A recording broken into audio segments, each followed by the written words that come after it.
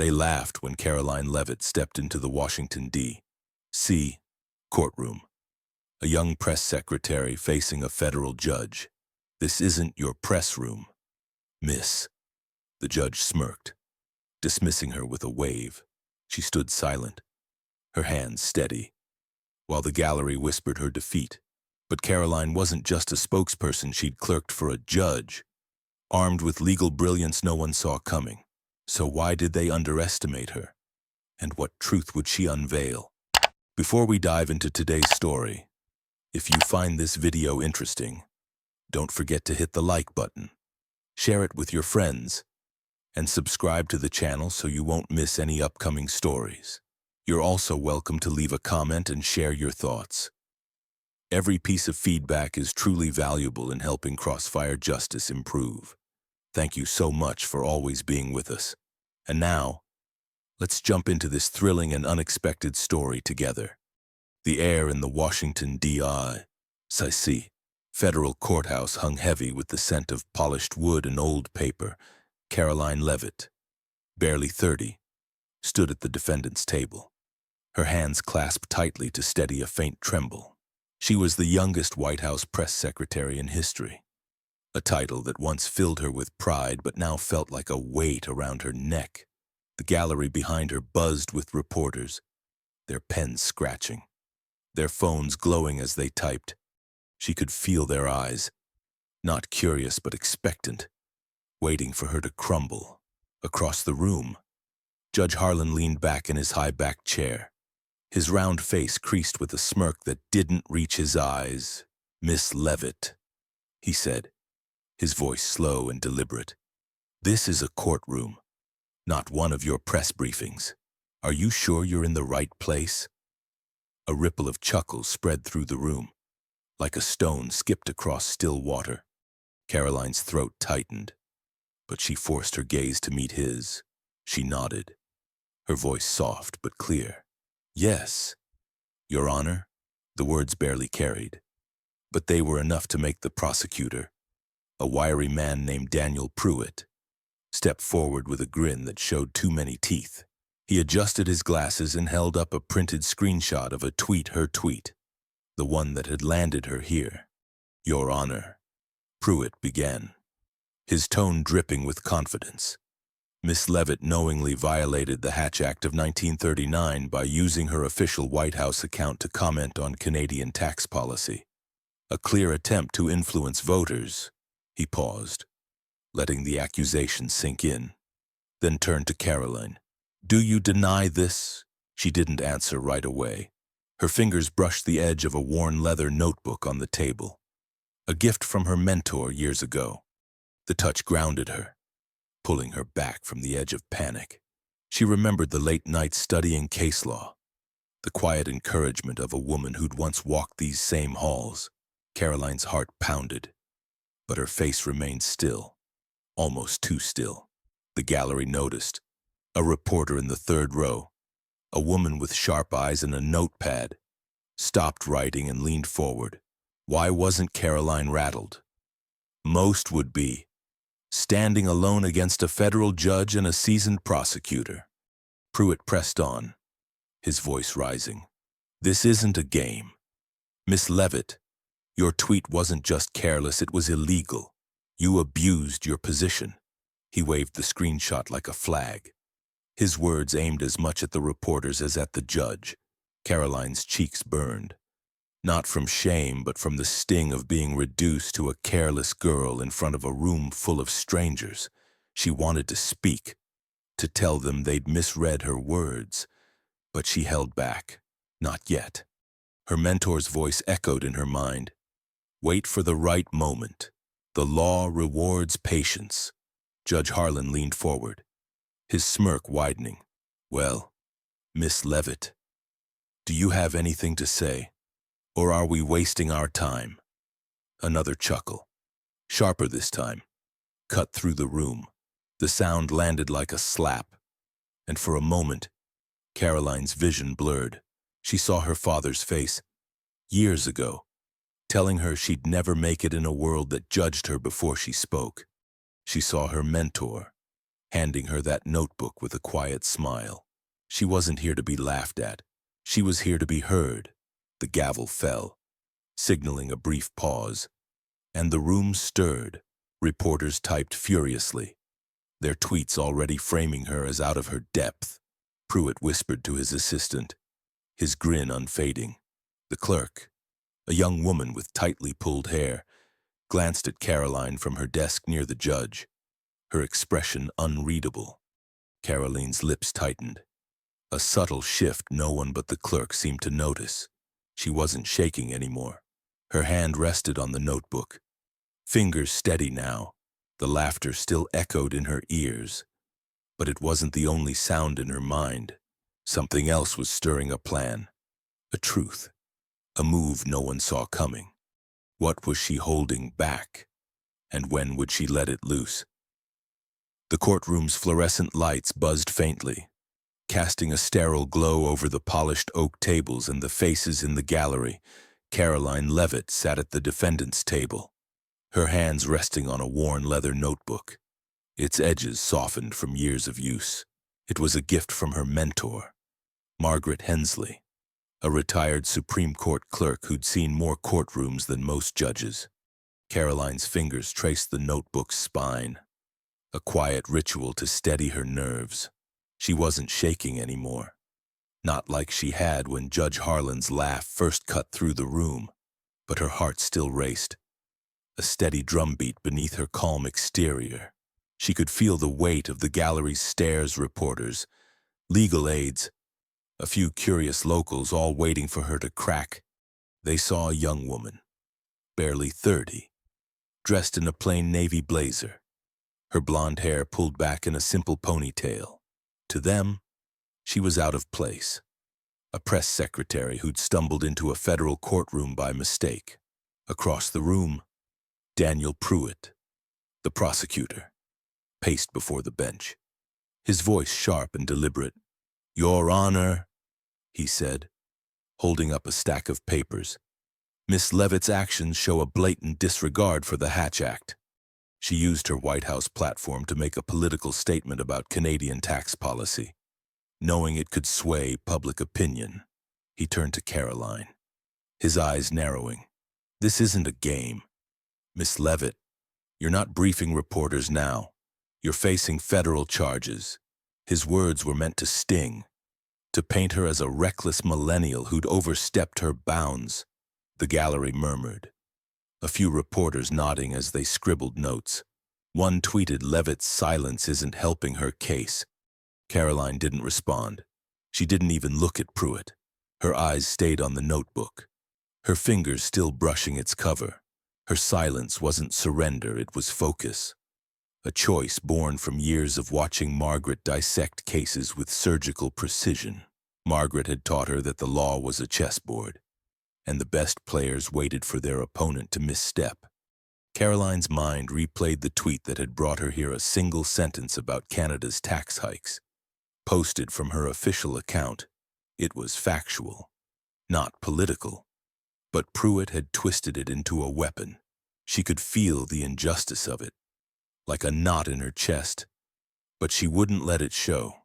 Not yet. In the corner of the room, a junior clerk named Emily sat at a small desk, her pen moving quickly over a legal pad. She was young, maybe 25, with tightly pulled hair and a nervous habit of adjusting her glasses. Most ignored her. She was just part of the courtroom's machinery, but Karoline had noticed her earlier, catching the way Emily's brow furrowed when Pruitt spoke. "Now." Emily glanced at Karoline, her eyes lingering on the notebook. There was something about Karoline's stillness that didn't fit the room's narrative. Emily's pen paused, and she wrote something new, her handwriting sharp and deliberate. The reporters in the gallery didn't see what Emily saw. They whispered about Karoline's youth, her inexperience, her lack of a law degree. "She's in over her head," one said to another, his voice low but not low enough.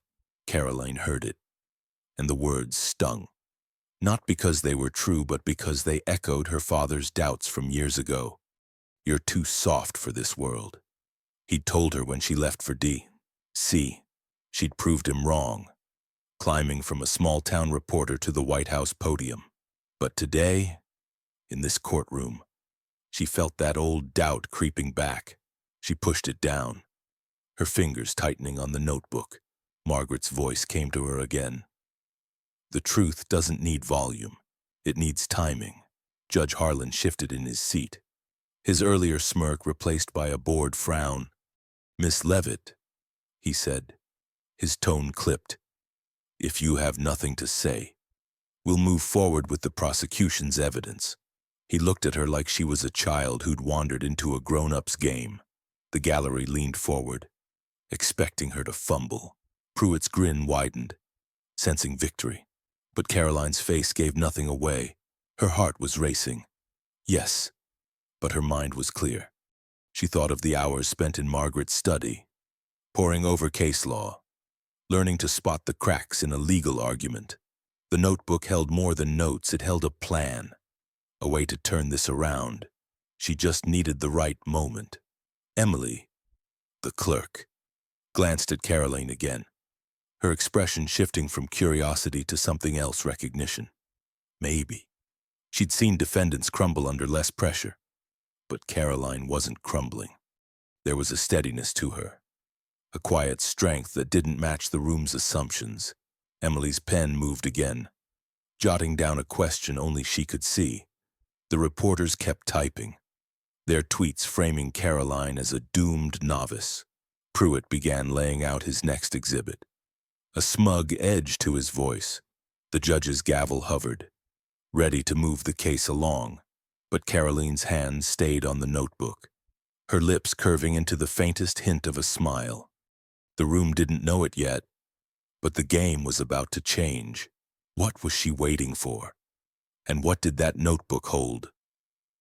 The Washington, D.C. courtroom felt smaller now, the air thick with anticipation as Daniel Pruitt, the prosecutor, stepped closer to the defendant's table. His voice, sharp and unrelenting, sliced through the murmurs of the gallery. "Your Honor," he said, his eyes fixed on Karoline Leavitt. Miss Leavitt's tweet was no accident. She used her White House platform to sway voters, a clear and deliberate violation of the 1939 Hatch Act. He held up the printed screenshot of her tweet, a single line about Canadian tax policy, and waved it like evidence of a crime. The gallery stirred, reporters leaning forward, their phones glowing with half-written tweets. One, a veteran journalist with graying hair, tapped out "Leavitt's done." Karoline sat still, her hands resting on her mentor's leather notebook, but her jaw tightened, a subtle sign of the storm brewing inside her. Judge Harlan, perched above the room, nodded slowly, his lips twitching with barely concealed amusement.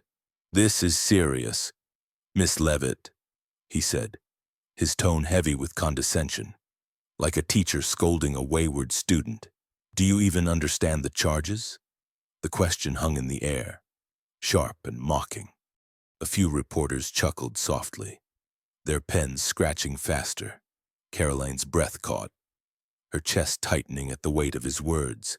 She wasn't just a defendant, she was a spectacle, a young woman being dismantled for sport. But she lifted her chin, her voice steady despite the tremble in her hands. "Yes, Your Honor," she said, the words quiet but firm, cutting through the room's hum. The judge raised an eyebrow, clearly expecting more, but she offered nothing else, not yet. Pruitt seized the moment, sensing her restraint as weakness. He turned to the gallery, his voice rising for effect. "Miss Leavitt wants us to believe this was a harmless comment. But the law is clear. The Hatch Act forbids federal employees from engaging in political activity." Her tweet was a calculated move to influence public opinion, and she knew it. He paused, letting the accusation settle, then faced Karoline directly. "Admit it. Miss Leavitt, you crossed the line. Save us all some time." His grin was sharp, confident. The kind of look that said he'd already won. The gallery's murmurs grew louder. A wave of agreement rippling through the crowd. A young reporter in the back typed, "She's got no defense." Karoline's fingers pressed harder against the notebook, her knuckles whitening. The urge to speak, to call out Pruitt's distortions, burned in her throat, but she swallowed it. She remembered her mentor, Margaret, sitting across from her in a cramped Towns apartment, teaching her to read a room before making a move. They'll push you to react. Margaret had said, "Let them. Their mistakes are your openings." Karoline's eyes flickered to the junior clerk, Emily, who sat in the corner, her pen hovering over her legal pad. Emily's brow was furrowed, her gaze darting between Pruitt and Karoline. She'd noticed Karoline's glance at the notebook earlier, and now she seemed to sense something, a shift, a hint that the young woman at the defendant's table wasn't as defenseless as she appeared. The gallery didn't see it. To them, Karoline was a press secretary out of her depth, a millennial who'd tweeted her way into trouble. But Emily's pause, her hesitation, was a crack in the room's narrative. Karoline's heart pounded, not from fear but from the clarity of what she had to do. She wasn't here to argue with Pruitt's theatrics. She was here to expose the flaws in his case, the gaps in a law written decades before social media existed. The notebook held her weapon, not just notes, but a strategy, a way to turn this trial on its head. She just needed the right moment to strike. Judge Harlan leaned forward, his patience thinning. "Miss Leavitt, I won't ask again. Do you have a response to the charges?" His voice carried a warning, a signal that her silence was running out of time. The gallery held its breath, expecting her to fold. Pruitt's grin widened, his hands clasped behind his back, savoring the moment. But Karoline's lips curved into a faint, almost imperceptible smile. It wasn't defiance, it was certainty. She looked at the judge, then at Pruitt, her eyes steady and unyielding. "I understand the charges, Your Honor," she said, her voice calm but carrying a weight that silenced the room. "And I'll address them when I'm ready." The gallery gasped softly, a ripple of surprise spreading through the crowd. Reporters exchanged glances, their fingers hesitating over their phones. Pruitt's grin faltered, just for a moment, as if he'd misjudged his opponent. Emily, the clerk, stopped writing altogether. Her eyes locked on Karoline. The notebook remained closed, its secrets untouched. But Karoline's words had shifted the room's energy. She wasn't crumbling. She was waiting. The tension thickened, a storm gathering in the silence. Pruitt recovered quickly, turning to the judge with a forced laugh. "She's stalling. Your Honor, let's move on." But the judge's frown deepened, his amusement fading. Karoline's smile lingered, a quiet promise that someone was about to misstep. Who would it be, and what was she holding back? The Washington, D.C. courtroom was a pressure cooker now, the air heavy with the weight of unspoken expectations. Karoline Leavitt stood at the defendant's table, her hands no longer trembling but steady, purposeful. The gallery of reporters, once dismissive, now watched her with a mix of curiosity and skepticism, their phones poised to capture the next moment. Daniel Pruitt, the prosecutor, had just finished his latest attack, his voice ringing with certainty as he accused her of manipulating voters through a single tweet. Judge Harlan's eyes, sharp and impatient, bore into Karoline, his earlier amusement replaced by a thin-lipped frown. "Miss Leavitt," he said, his tone edged with irritation, "you've had your chance to respond. If you have nothing substantial, we'll proceed." The room held its breath, waiting for her to falter, to prove she was the out-of-place press secretary they'd all assumed her to be. But Karoline didn't falter. She reached for her mentor's leather notebook, her fingers brushing its worn cover with a quiet reverence. She opened it slowly, deliberately, and pulled out a single sheet, a photocopy of a legal memo, its edges slightly yellowed, stamped with a seal from the 1940s. The gallery stirred, a low murmur rippling through the crowd. Reporters exchanged glances, unsure what to make of this. Karoline's voice, calm but clear, cut through the room like a blade. "Your Honor," she said, holding up the memo. The Hatch Act was written in 1939, long before social media existed. This memo, drafted by the law's own authors, explicitly limits its scope to campaign activities like speeches and rallies, not public statements like mine. She paused, letting her words settle, her eyes locking with the judge's. Pruitt's face twisted into a sneer. He stepped forward, his voice loud and dismissive. "You expect us to believe a scrap of paper changes anything," he said. Turning to the gallery for support, a few reporters nodded, their skepticism unshaken. But Emily, the junior clerk in the corner, froze, her pen hovering over her legal pad. Her eyes widened as she leaned forward, catching the faint outline of the memo's seal. She'd seen that seal before, in a law school archive, tied to the Hatch Act's original debates. Her breath caught. Karoline wasn't bluffing. Emily's fingers tightened around her pen, her heart racing as she scribbled a note, her earlier curiosity now replaced by a dawning realization. Judge Harlan's smirk was gone, his face tightening as he leaned forward. "Miss Leavitt," he said, his voice cautious now, "explain this memo, and it better be relevant." Karoline nodded, her expression unshaken. She held the paper higher, her voice gaining strength. "In 1987, Your Honor, the case of Biller Verboom, United States clarified that the Hatch Act doesn't apply to informational statements by federal employees, even if they touch on policy. My tweet was a fact about Canadian taxes, not a campaign pitch. The memo supports this, and the case law confirms it."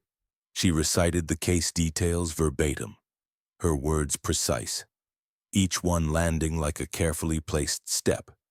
The gallery erupted in whispers, reporters scrambling to search the case online.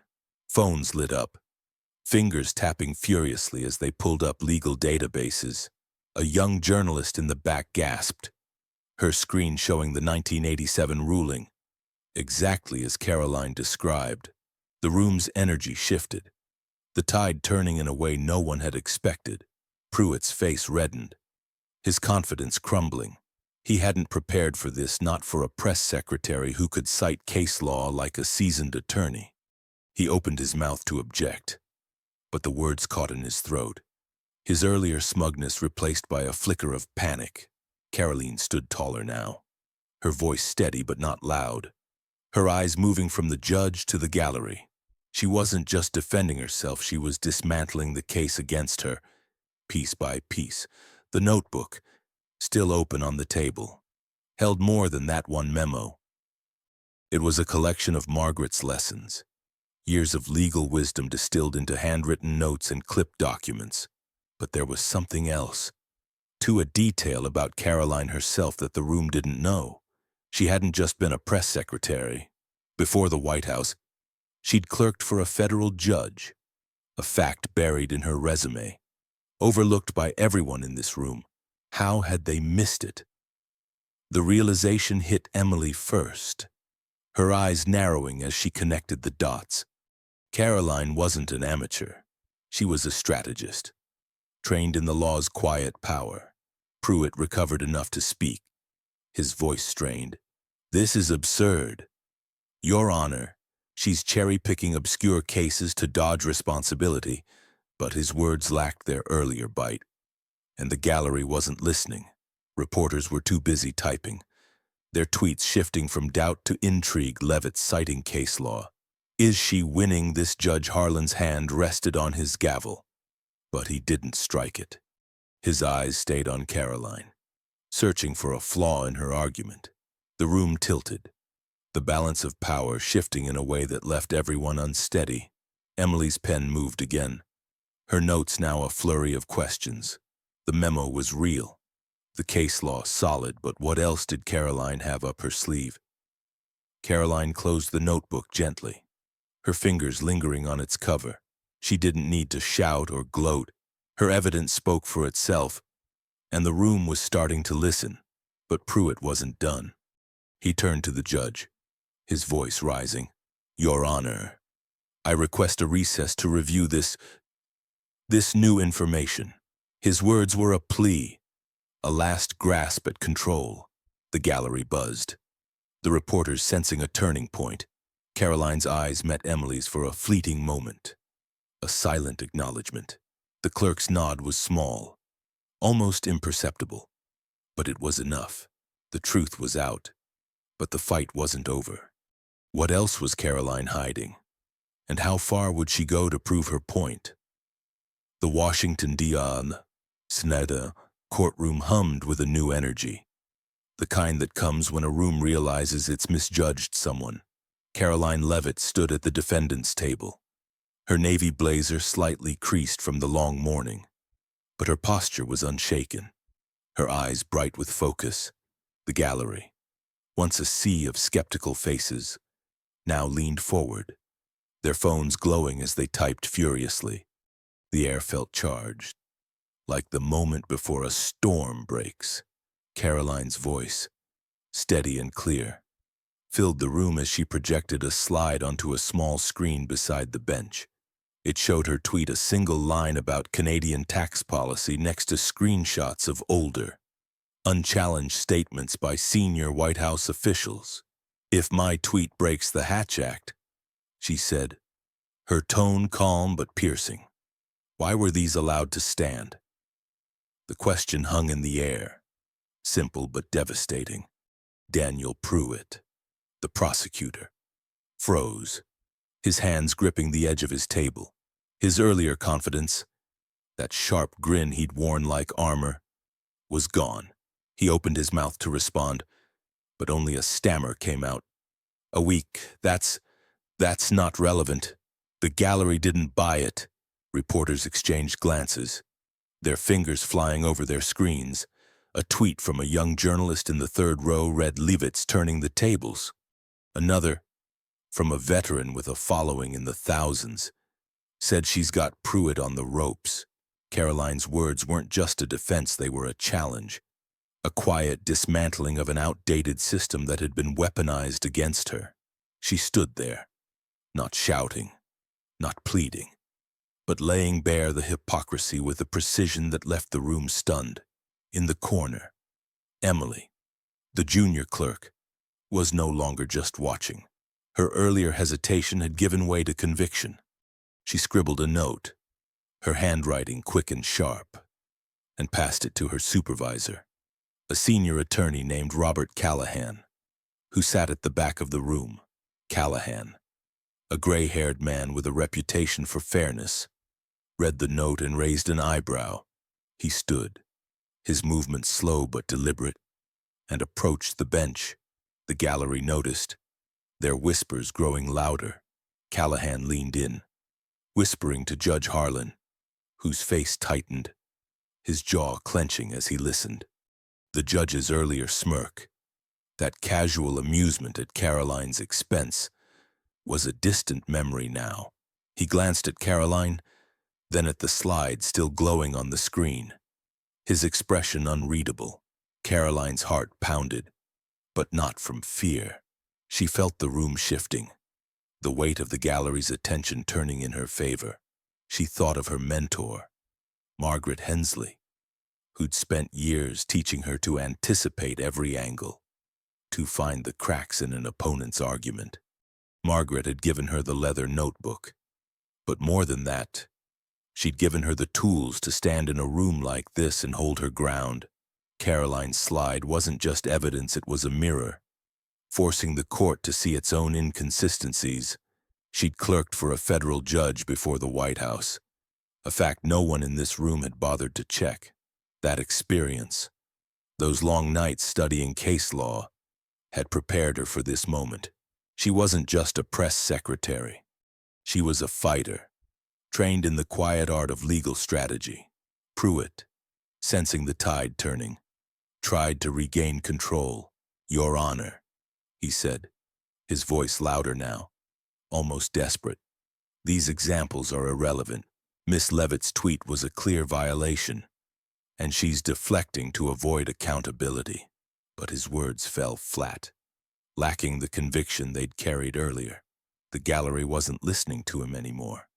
Their eyes were on Karoline, on the slide, on Callahan whispering to the judge. Emily, still at her desk, nodded openly now, her earlier caution replaced by a quiet admiration. She'd seen defendants crumble under less pressure, but Karoline was different.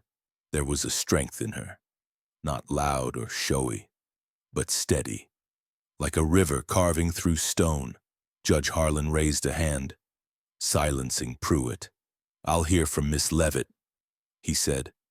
His voice clipped, his eyes still on the slide. Karoline nodded, her breath steadying. "Your Honor," she said, "the Hatch Act was meant to prevent abuse of power, not to silence public servants sharing facts. If my tweet is illegal, then so are these statements by my predecessors. The law can't pick and choose." Her words were simple, but they landed like a gavel, each one measured, deliberate.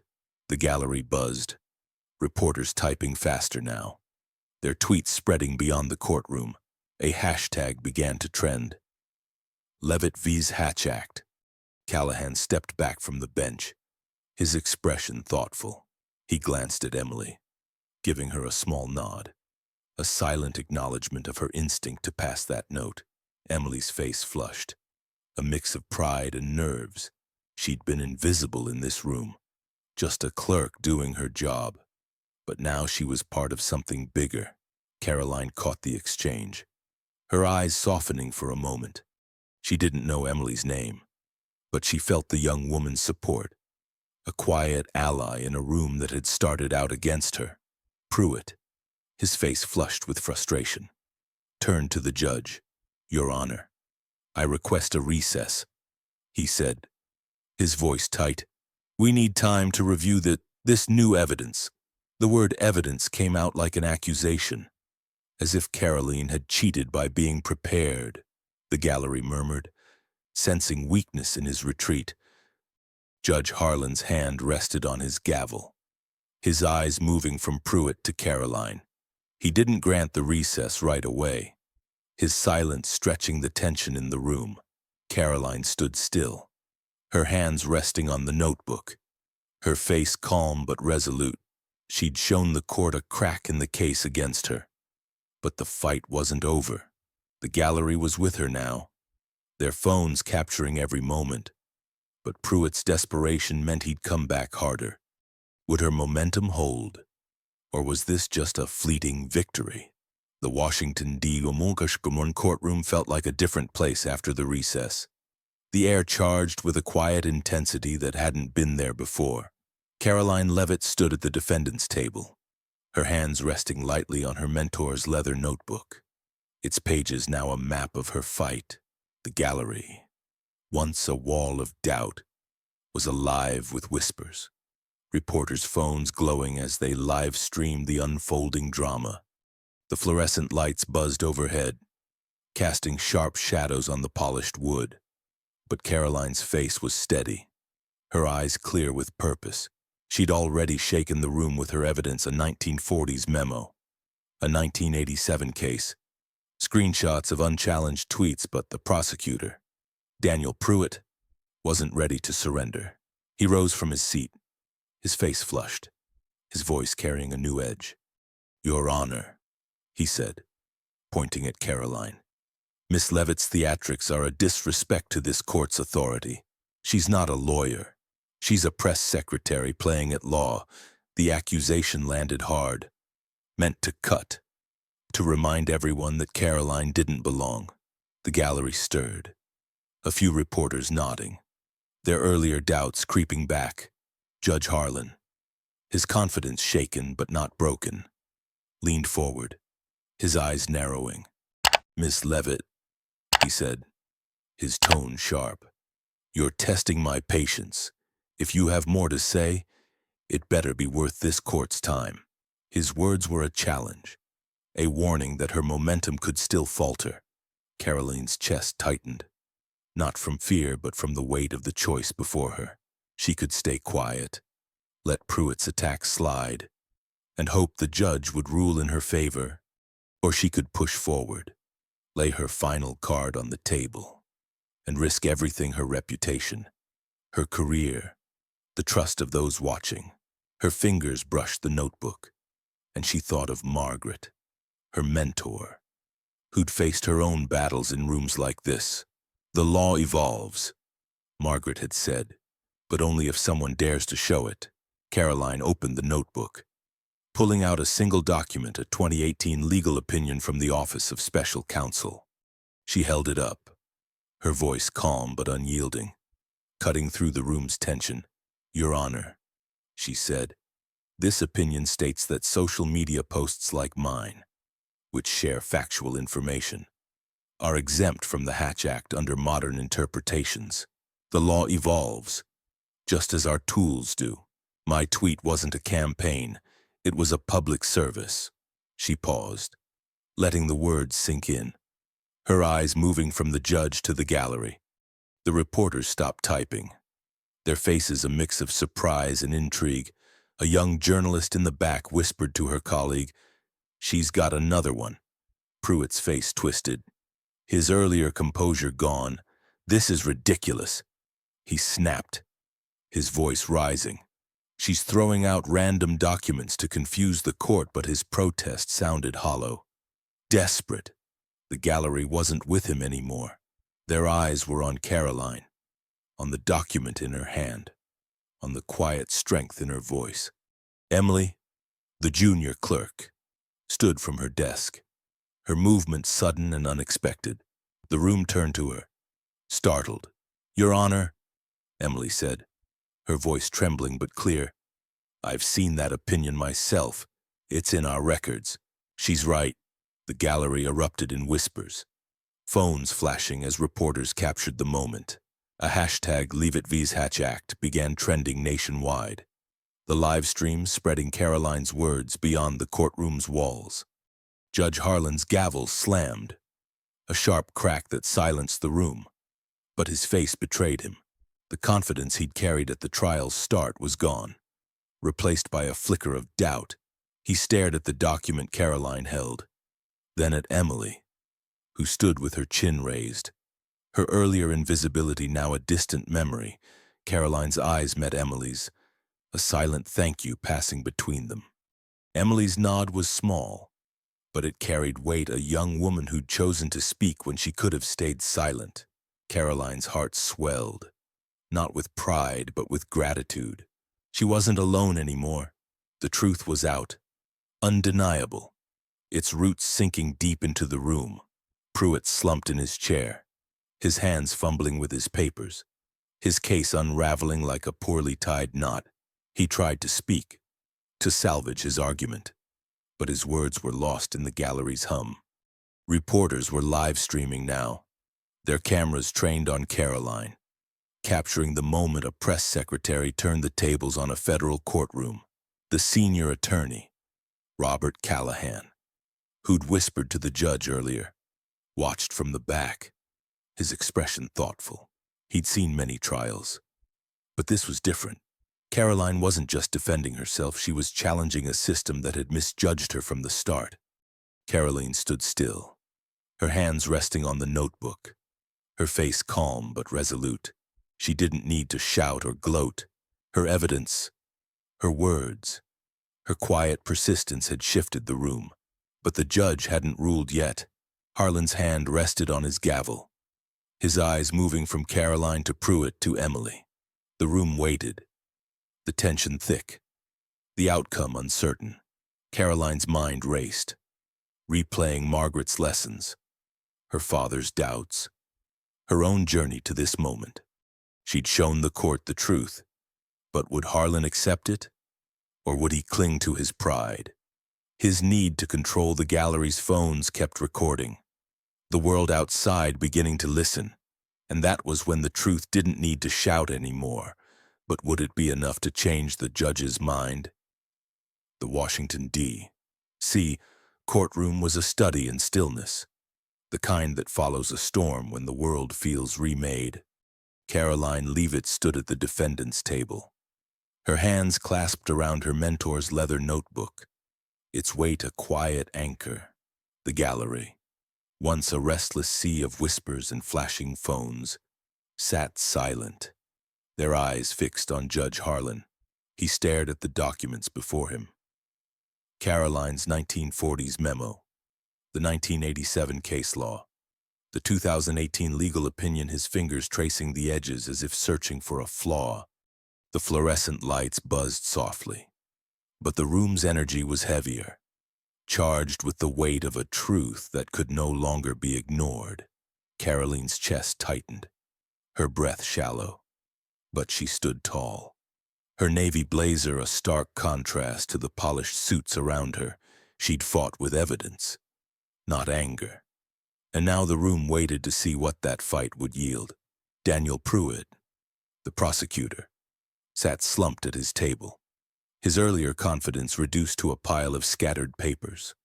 His face was pale, his hands fumbling as he packed his briefcase, avoiding Karoline's gaze.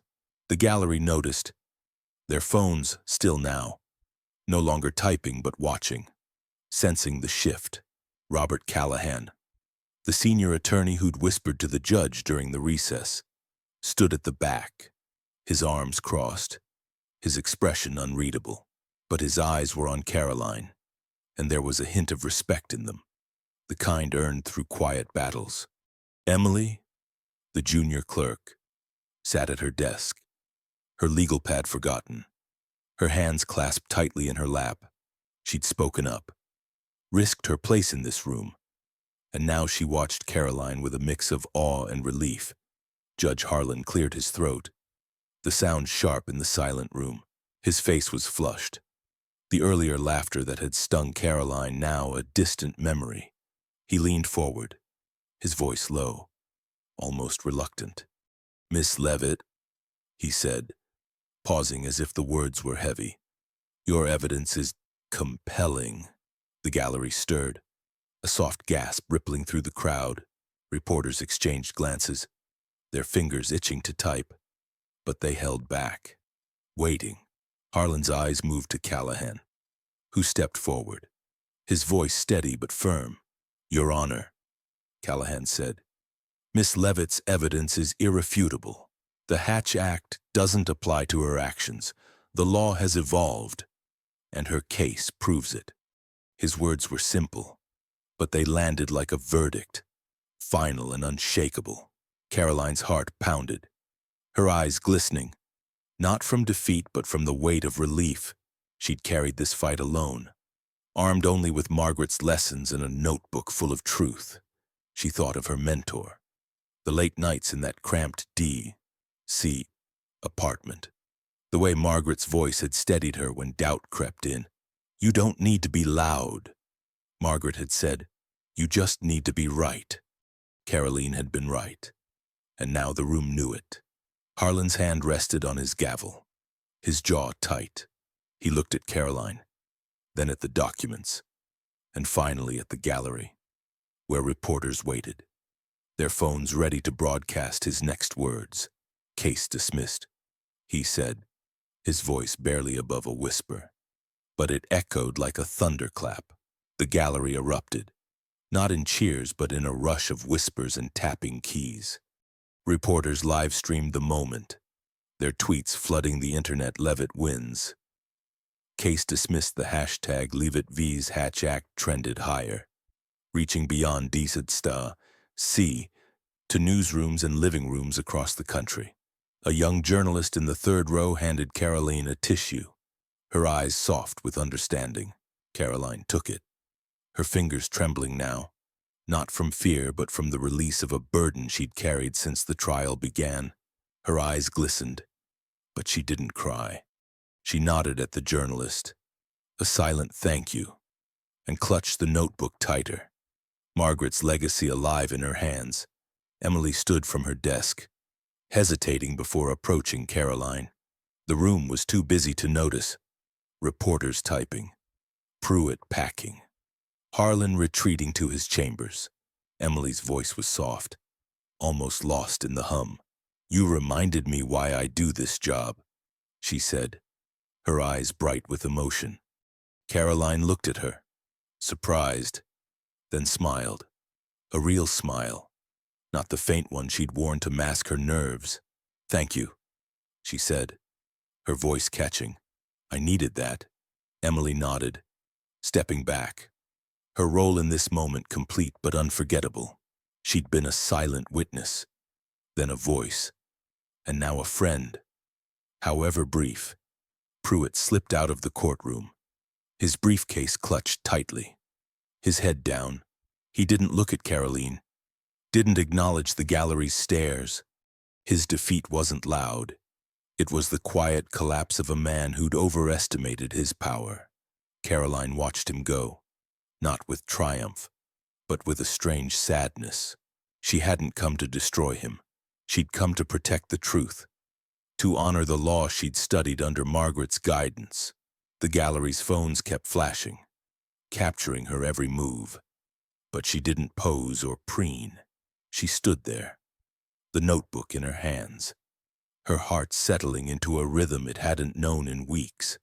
Justice wasn't a shout or a spectacle. It was this moment, quiet and unshakable. When the room saw her for who she was, not a press secretary, not a young woman out of her depth, but a fighter who'd earned her place. The reporters were already framing her story, their articles half written in their minds. The world outside was waking up to her name, her evidence, her truth. But Karoline's thoughts were with Margaret, with Emily, with the small victories that had led to this one. The truth didn't need to shout anymore, it was loud enough. But what would the world say when they heard her story? And how would it change the way they saw the law? The late afternoon sun cast long shadows across the steps of the Washington, D.C. Federal Courthouse, its golden light softening the harsh lines of the stone facade. Karoline Leavitt paused at the top of the stairs, her navy blazer slightly rumpled from the day's ordeal, her mentor's leather notebook tucked under her arm. The air was crisp, carrying the faint hum of the city traffic, distant voices, the pulse of a world that was only now catching up to what had happened inside. Reporters swarmed below, their cameras flashing, their microphones thrust forward like eager hands. "Miss Leavitt," one called, a woman with a notepad and a determined look. "What's next for you?" Karoline stopped, her breath steady, and offered a small smile. "The law should serve truth," she said, her voice quiet but clear. "Not trap it." The words landed softly, but they carried weight, rippling through the crowd and onto social media, where they'd spark debates for weeks to come. She descended the steps, the reporters parting to let her pass, their questions fading into a respectful murmur. Karoline's heart was lighter now, not with triumph, but with a quiet peace, the kind that comes when a long fight ends. She thought of the courtroom, of Judge Harlan's reluctant dismissal, of Daniel Pruitt's defeated silence.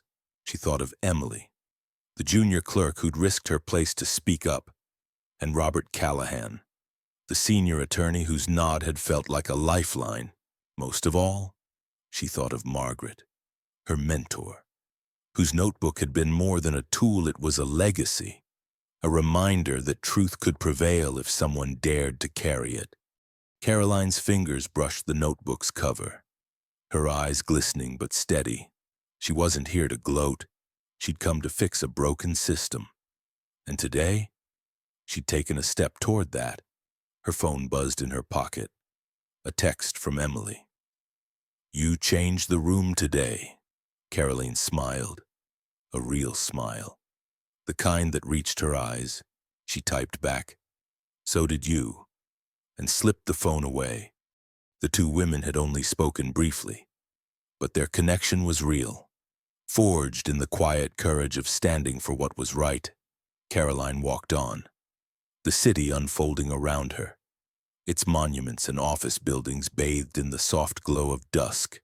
The reporters trailed behind, but she didn't turn back. Her words were already spreading, trending on social media under hashtags like Leavitt vs. Hatch Act and Justice Evolves. News outlets picked up the story, framing her not as a press secretary but as a young woman who'd outmaneuvered a federal courtroom with nothing but evidence and resolve. Back at the courthouse, Judge Harlan sat in his chambers, the silence heavy around him. A week later, he'd issue a rare public statement, acknowledging the need to review outdated statutes like the Hatch Act. It wasn't an apology, but it was close.